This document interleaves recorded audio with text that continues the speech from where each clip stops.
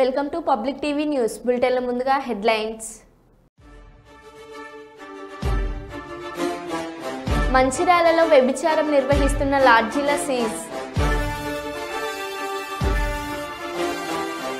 Simhachalam railway station రైల్లో మంటలు. పట్టణ కేంద్రంలో పుట్టగొడుగులా పుట్టుకొస్తున్న హోటల్ బిర్యానీ సెంటర్స్. బీఆర్ఎస్ మాజీ సర్పంచ్ కార్యకర్తలపై దాడి చేసిన కాంగ్రెస్ నాయకులు.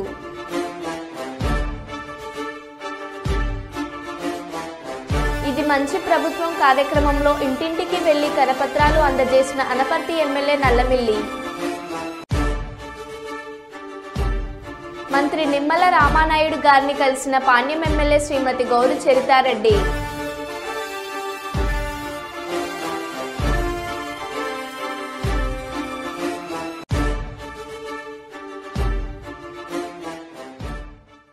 ఇక వివరాల్లోకి వెళ్తే రాజన్న సిరిసిల్ల జిల్లా వీరన్నపల్లిలోని జిల్లా పరిషత్ ఉన్నత పాఠశాల మోడల్ స్కూల్, కస్తూరిబా గాంధీ బాలికల విద్యాలయం, ప్రాథమిక పాఠశాల, అంగన్వాడీ కేంద్రాలను ఆకస్మికంగా తనిఖీ చేసిన జిల్లా కలెక్టర్ సందీప్ కుమార్.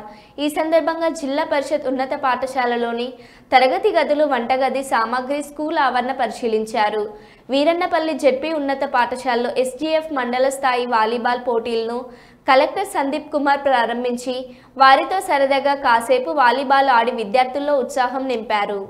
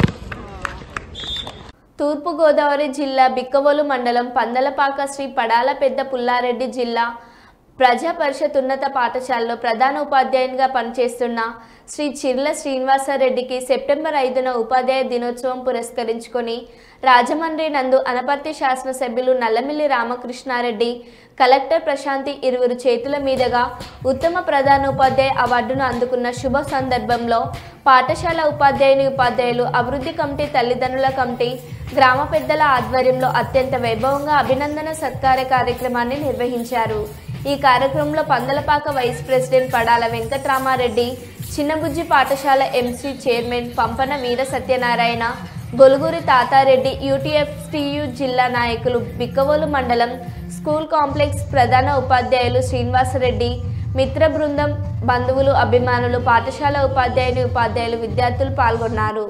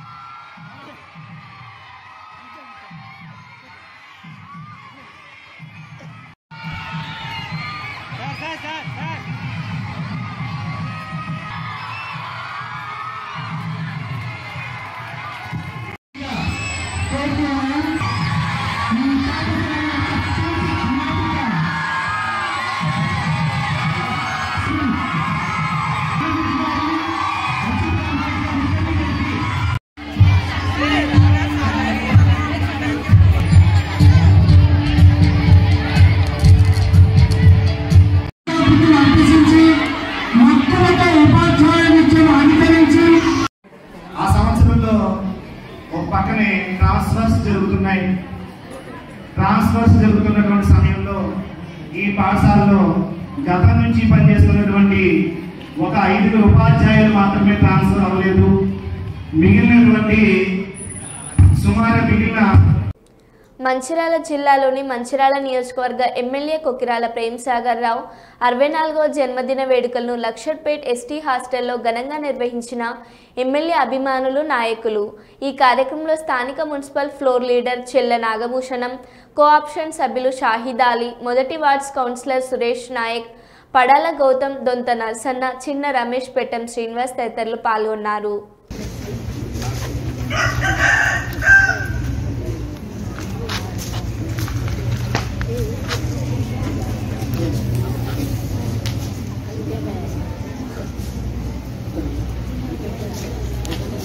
మరి బాగా చదువుకొని మీరు రాబోయే రోజుల్లో మంచి ఉన్నత శిఖరాలు అధిరోహించి మంచి ఉద్యోగాలు సంపాదించి మీ తల్లిదండ్రులకు కష్టాలు లేకుండా చేయాలని విద్యార్థులకు మరి తెలియజేస్తూ, విద్యార్థులంతా శ్రద్ధతో చదివి 10th క్లాస్ వాళ్ళు ఉంటే ఇప్పటి నుంచే మంచి కోచింగ్ తీసుకొని మంచి మార్కులు సంపాదించి మరి ఇంటర్మీడియట్లో కూడా మంచి మార్కులు సంపాదించి డాక్టర్లు, ఇంజనీర్లు కావాలని కోరుకుంటూ మరి రాబోయే రోజుల్లో మీకు ఏ కష్టం వచ్చినా మేము ఉంటామని తెలియజేస్తూ, ఈ జన్మదినానికి మాకు ఈ అవకాశం ఇచ్చిన ప్రిన్సిపల్ గారికి, వేడుకలు జరుపుకోవడానికి అవకాశం ఇచ్చిన ప్రిన్సిపల్ గారికి మీ అందరికీ కూడా ధన్యవాదాలు చెప్తూ సెలవు తీసుకున్నాం.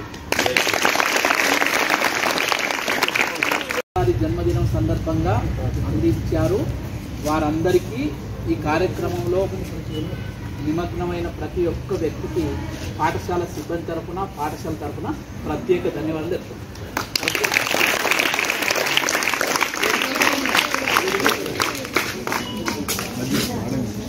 ఈరోజు గౌరవ మన శాసనసభ్యులు శ్రీ కొక్కిరాల ప్రేమ్సాగర్ రావు గారి జన్మదినం సందర్భంగా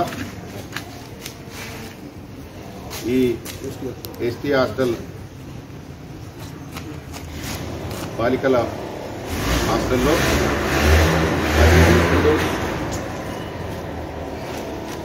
మున్సిపల్ కోఆప్షన్ సభ్యుడు, మైనార్టీ నాయకుడు షాహిద్ అలీ గారి ఆధ్వర్యంలో మన జన్మ దినమైనటువంటి మన జననేత గౌరవనీయులు కొక్కిరాల ప్రేమ్సాగర్ రావు గారి శాసనసభ్యుని జన్మదిన వేడుకలను ఇక్కడ అరేంజ్ చేయడం జరిగింది. ఆ సందర్భంగా మమ్మల్ని ఆహ్వానించినందుకు నా మిత్రునికి మొట్టమొదటి కృతజ్ఞత తెలియజేస్తూ, షాహిద్ గారు ఏర్పాటు చేసినటువంటి సమావేశానికి నాతో పాటుగా విచ్చేసినటువంటి ఫస్ట్ వార్డ్ కౌన్సిలర్ మిత్రుడు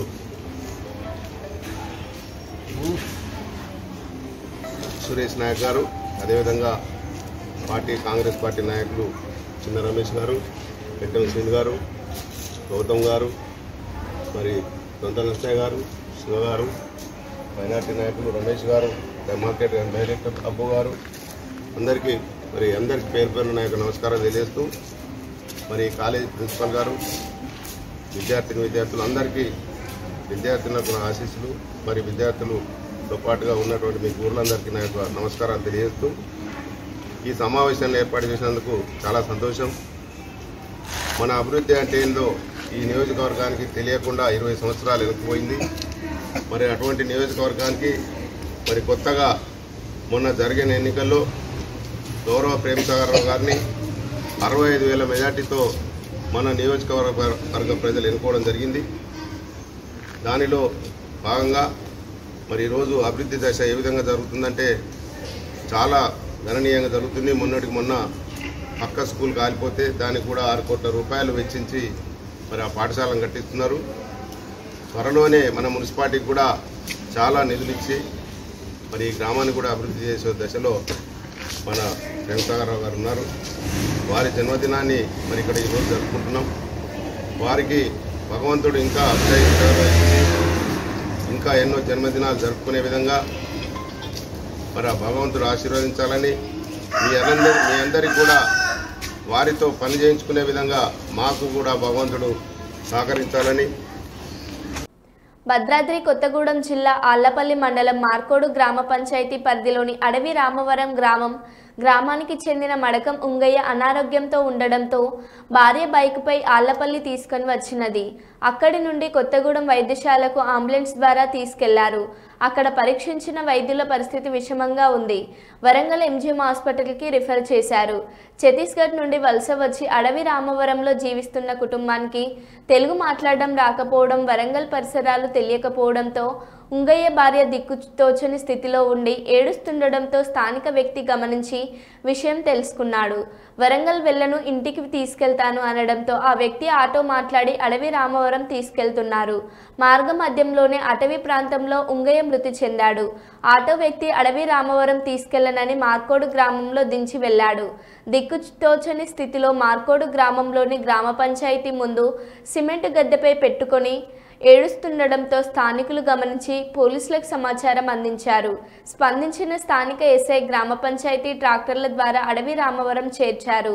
గిరిజన ప్రాంతాలు వైద్య సదుపాయాలు, రవాణా మార్గాలు లేక ఆర్థిక ఇబ్బందుల వల్ల ఎంతో మంది విలువైన ప్రాణాలను పోగొట్టుకుంటున్నారు. ప్రముఖ సినీ తార కృతి శెట్టి జన్మదినం సందర్భంగా కృతి శెట్టి ఫ్యాన్స్ తెలంగాణ రాష్ట్ర అధ్యక్షులు మెగా నరేష్ ఆధ్వర్యంలో కరీంనగర్ జిల్లాలో పలు సేవా కార్యక్రమాలు నిర్వహించిన కృతి శెట్టి అభిమానులు రేకుర్తిలోని అందుల పాఠశాలలో అంధ విద్యార్థులకు డ్రాయింగ్ షీట్స్, బెరిల్ షీట్స్ మరియు పండ్ల పంపిణీ చేశారు.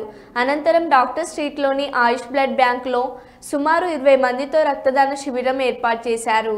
ఈ కార్యక్రమంలో Harikrishna, Sagar, Varun, Nagaraj, Sagar Bob, Charan, P Akhil, S Akhil మరియు అభిమానులు అధిక సంఖ్యలో పాల్గొన్నారు.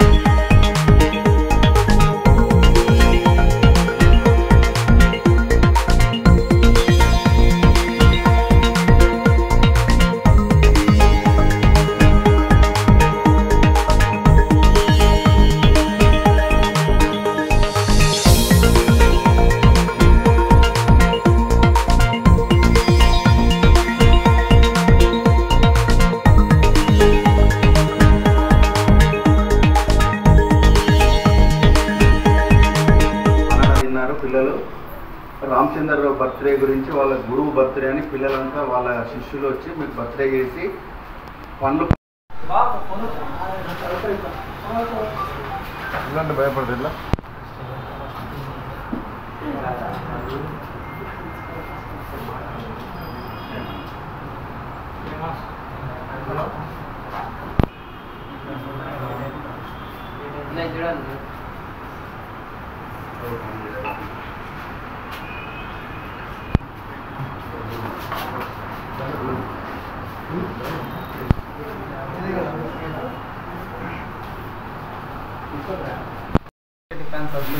ప్రెసిడెంట్ తెలంగాణ కృతి శెట్టి మేడం బర్త్డే కార్యక్రమం చేయబట్టి మన అందులో అనంత ఆశ్రయంలో పేపర్స్ పంపిణీ పండ్లు పంపిణీ కార్యక్రమం చేసుకోవడం జరిగింది. అండ్ ఇవాళ కేక్ కటింగ్ మళ్ళీ ఇక్కడ రక్తదాన శిబిరం చేసుకోవడం జరిగింది.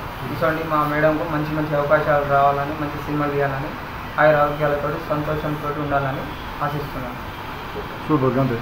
పెద్ద గడుబూరు మండలం కల్లకుంట గ్రామంలో మాదిగ గోవిందమ్మను నిర్బంధంగా లాక్కెళ్లి బట్టలు ఊడదీసి కరెంటు స్తంభానికి కట్టి కొట్టి చంపాలని చూసిన ఘటనలో పాత్రధారులు, సూత్రధారులు అందరిపైన కేసు నమోదు చేసి అరెస్ట్ చేయాలని కోరుతూ కుల వివక్ష వ్యతిరేక పోరాట సంఘం జిల్లా కమిటీ ఆధ్వర్యంలో శనివారం కర్నూలు నగరంలోని కార్మిక కర్షన్ భవన్ నందు రాజకీయ పార్టీలు, దళిత మహిళా, గిరిజన ప్రజా సంఘాల ఆధ్వర్యంలో రౌండ్ టేబుల్ సమావేశం నిర్వహించారు.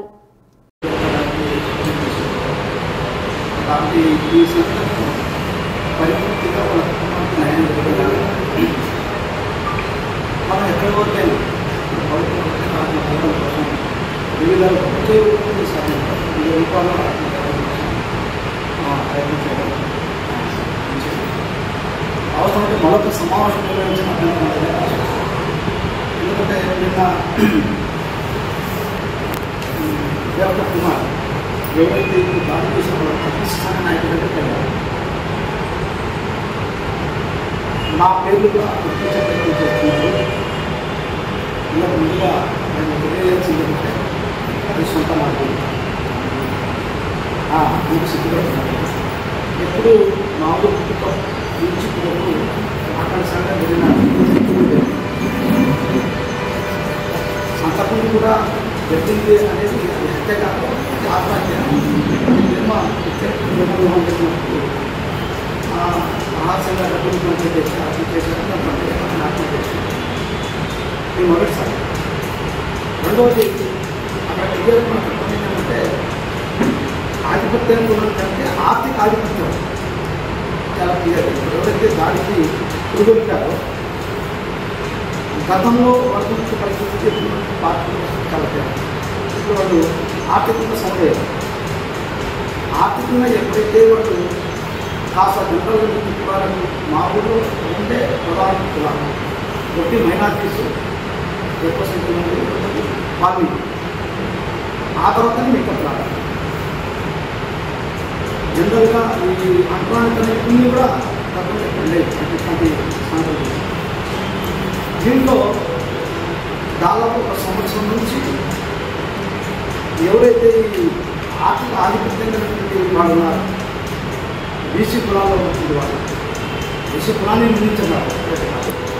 ఎవరైతే దీనికి పాల్పడ్డారో వాళ్ళు ఎప్పుడైతే వచ్చింది ఆర్థికంగా వెసులుబాటు వస్తుందో అనేక రకాల కోరికలు, భావాలు ఎప్పుడైతే మనం మరో భావాలు, కులం అనేది ఒకరితోనే ఒక కుటుంబంతో ఒక కులానికి పరిమితం లేదు.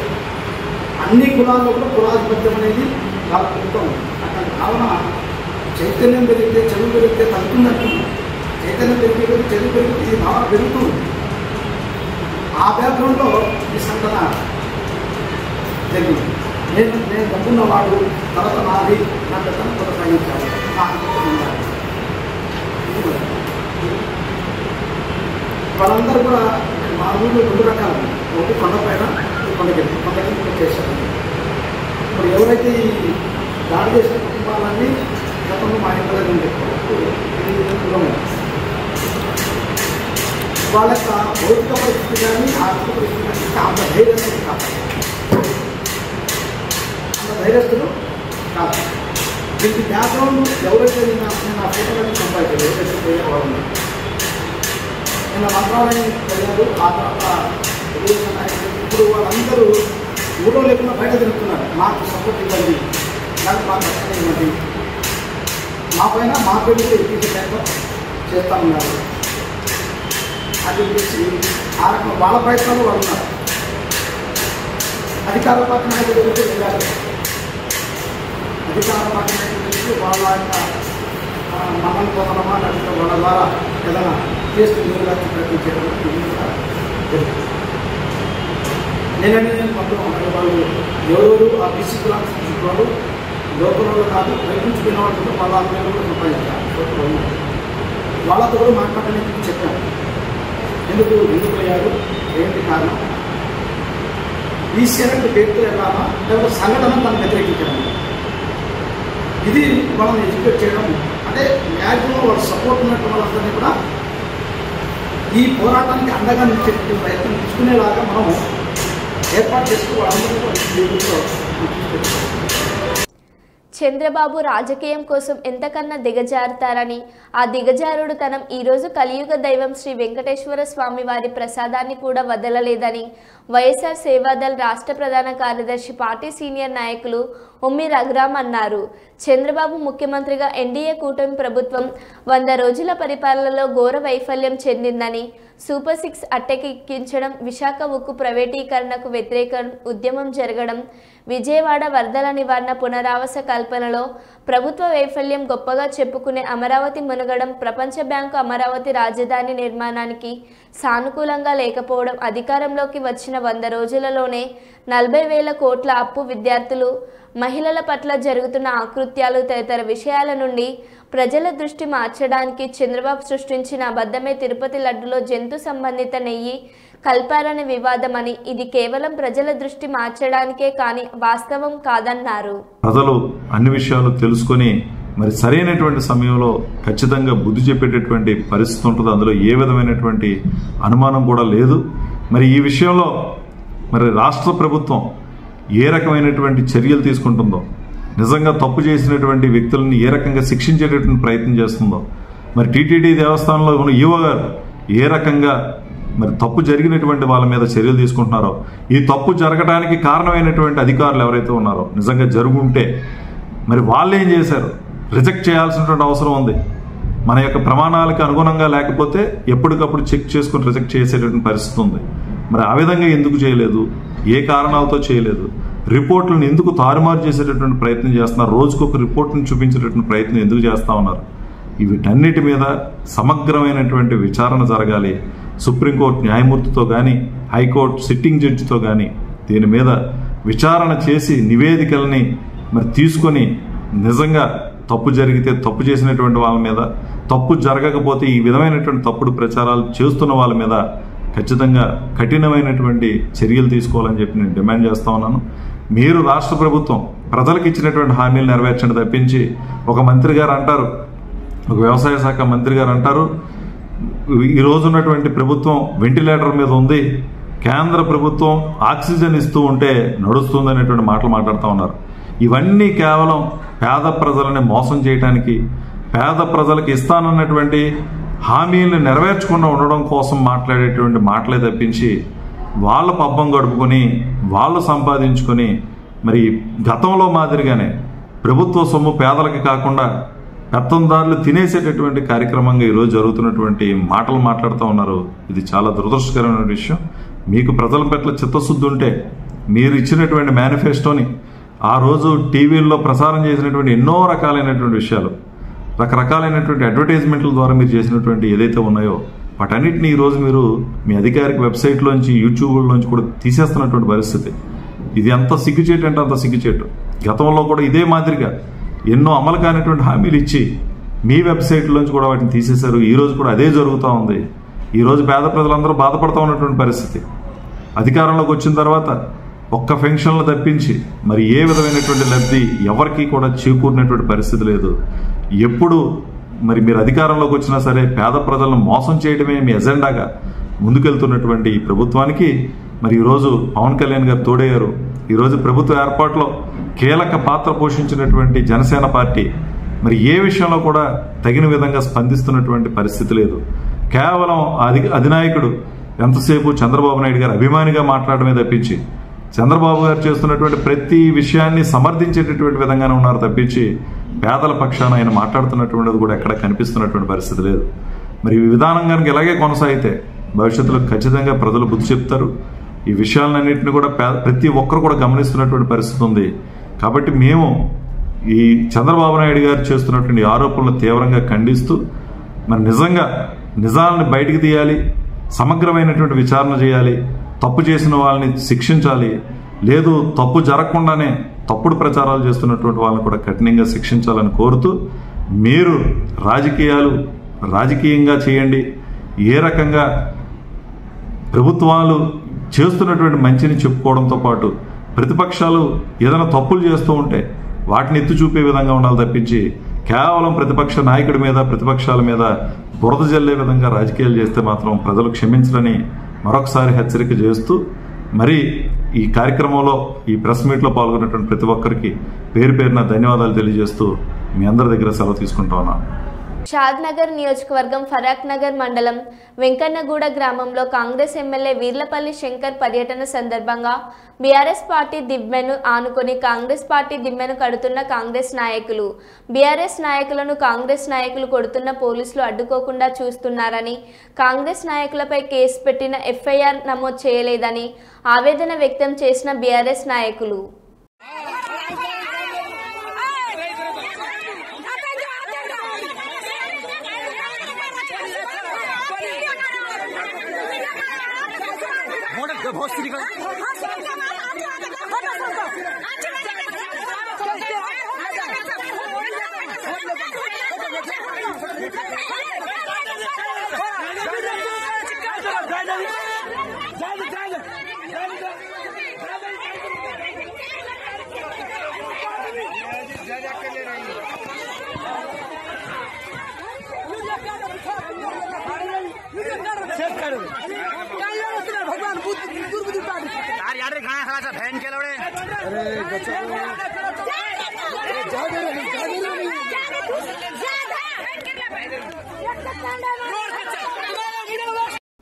మరో బులెటిన్లో మళ్ళీ కలుద్దాం. Stay tune.